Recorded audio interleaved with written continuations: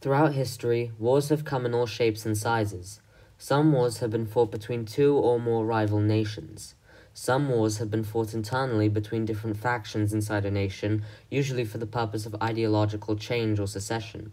Other wars can be fought between two nations or divisions with the intention of unifying them both. Introducing the Korean War, a war fought with the goal of reuniting a broken peninsula that ended with it even more divided than ever before.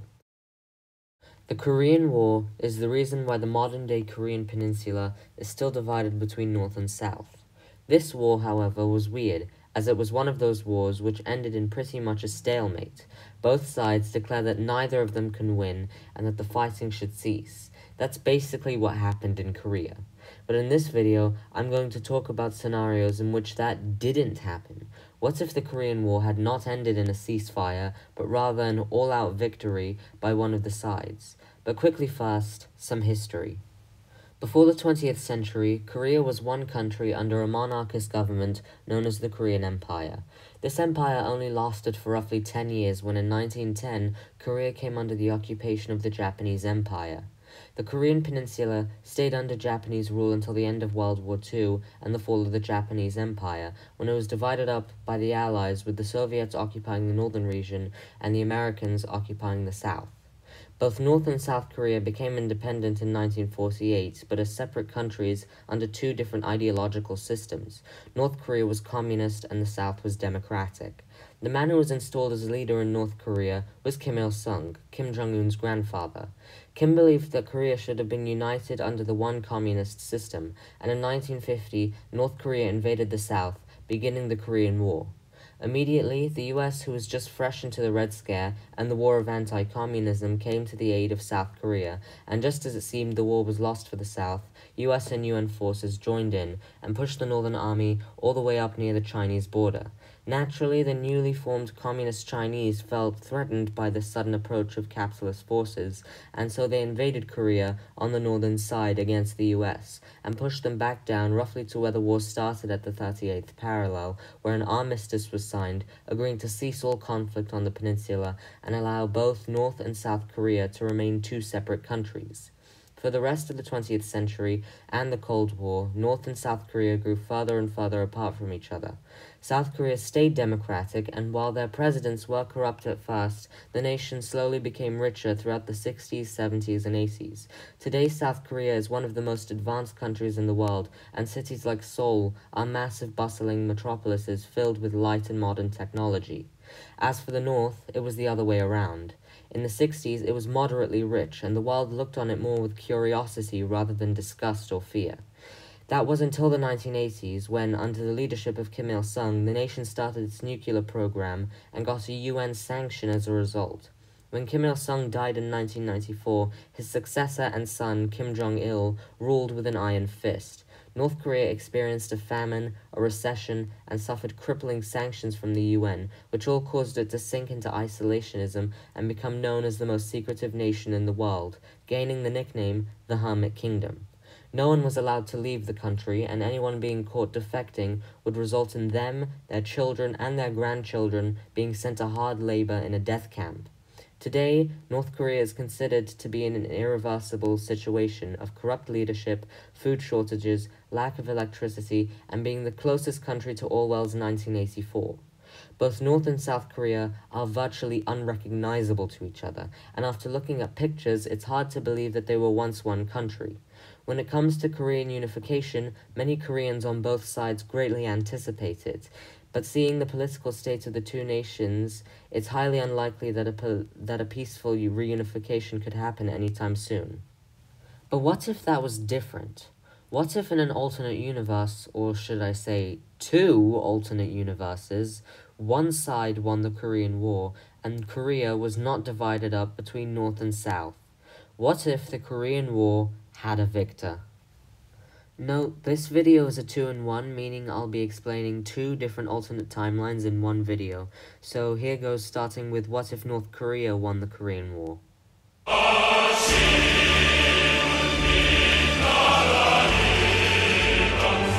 Let's get right into it with the point of divergence. The only guaranteed way for the Communist North to win was if the US and the UN miraculously decided not to get involved. It's an unrealistic way, however, it's the only clean way. And so, with the US not involved, North Korea invades the rest of South Korea with little resistance. The last batch of the South Korean government and armed forces evacuate to Japan, as the communists under Kim Il-sung take control of all of Korea and unify the peninsula by 1950. In America, many would notice this socialist takeover and would begin to criticize President Truman for his lack of guard during an ongoing ideological war against the socialists, and he would be looked upon with slightly less public favorability than in our timeline. Many would begin referring to him merely as the president who lost Korea. The loss of Korea would certainly not help the growing Red Scare in the US, and thus the Americans would fight much harder in the Vietnam War, extending the war by a year or two, or maybe even causing the war to result in a Southern victory. They would also focus a lot more on Japan against Communist Korea, China, and Russia. Back in the newly reunited Democratic People's Republic of Korea, Kim Il-sung would carry out a little bit of a cleanup on both South and North Korean so-called capitalists and American sympathizers. But don't worry, it's just light spring cleaning, totally not a purge. And also there's no death camps involved, totally none of that here. From the 1950s to the 1990s, nothing much would be different. The US would just have one less front in the Cold War, and the 1988 Olympic Games would have been held somewhere else. Communist Korea would have still been isolationist and secretive for a while, and would have still been reliant on the support and funding of the Soviet Union and China. In time, the Korean peninsula would essentially just become like a mini Korean USSR. Students in both North and South Korea would all be pledging allegiance to the Kim family, and while they still would have had an anti-America stance, it would have been nowhere near as strong as it was in our timeline, since America wouldn't have clashed with North Korean forces in the Korean War. It is because of this that the Kim Il-sung regime would not have developed nukes like they did in our timeline, since they wouldn't have felt there was any outside threat, and would have probably focused more on a space program or something. In general, Communist Korea would have been much less radical and totalitarian in this timeline. Granted, it would still be an authoritarian dictatorship, but it would be less threatening and rogue with its military and foreign policy. In the 1990s, Korea would begin to open a little bit more to the world and trade, and would begin to adopt similar policies to China. With the fall of the Soviet Union in 1991, however, and UN sanctions over human rights violations, the Korean economy would go into deep recession, and it's likely this would result in something similar to the famine, like in our timeline. Farmers in both North and South Korea would starve and die in the thousands, and poverty would increase in the peninsula the same way it did in our timeline. The only differences would be that Korea would recover from the famine much faster, with more aid from China, and the famine would be much less severe. Kim Il-sung would still die in 1994 and would still be replaced by Kim Jong-il and later Kim Jong-un in 2012, who would both still be the ruthless dictators they were in our timeline. Maybe Jong-un would be more loose on social policy, however. In the modern day, Korea would be similar to communist Vietnam, being relatively poor in some places, but being relatively rich compared to other countries, and with more open borders and tourism, as well as more cultural conservatism and less political and international controversy. There would be one big difference, however: the absence of South Korea. In our world, South Korea is a major contributor to the world's economy and trade, and suddenly removing it from existence could cause quite a bit of change. Maybe the Korean government could reform and become more capitalistic over the years. Maybe even a revolution could happen and the Kim family could be overthrown. It's all down to speculation.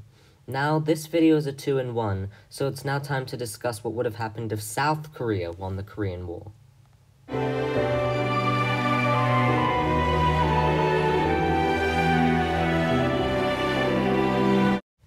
For this scenario to happen, we're going to have to do something unrealistic again. China needs to stay out of the conflict, leaving North Korea to fend for itself against South Korea, the US, and the UN. Either that, or China would have to be decisively beaten back by the US when it intervened. Either way, North Korea would obviously fail to defend itself and would fall, and Korea would be reunited under the Republic of Korea. Kim Il-sung would be captured and executed, and the rest of the northern government would flee to China.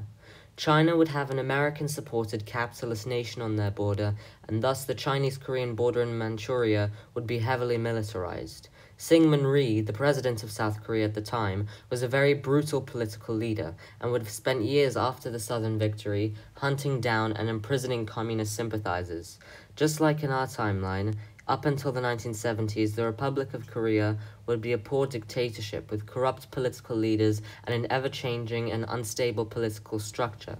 There would still be a rebellion against Syngman Rhee's government in 1960, starting the Second Korean Republic, and then the Second Korean Republic would fall, starting the Third Republic, which in this timeline would actually be more competent and economically responsible.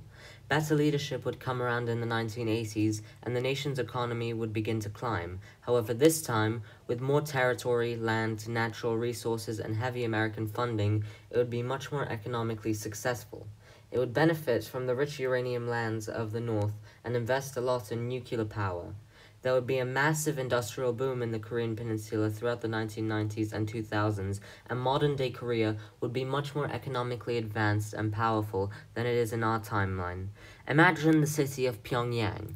In our timeline, it's a very drab and bleak city, serving as the North Korean capital. However, in this alternate timeline, under a unified Republic of Korea, it would be a highly populated, booming trade metropolis. Korea would be a much larger economic and military world power, mainly through US support. It would be a big US ally, but would also be more dependent on US funding. Outside of Korea, nothing much would be different. The US wouldn't have to deal with Kim Jong-un's occasional threats to blow up California, mainly because Kim Jong-un wouldn't exist. Overall, the world might actually be a better place in this scenario. That's all for today. Thank you all for watching. Be sure to like, comment, and subscribe, and feel free to make any suggestions in the comments for future videos.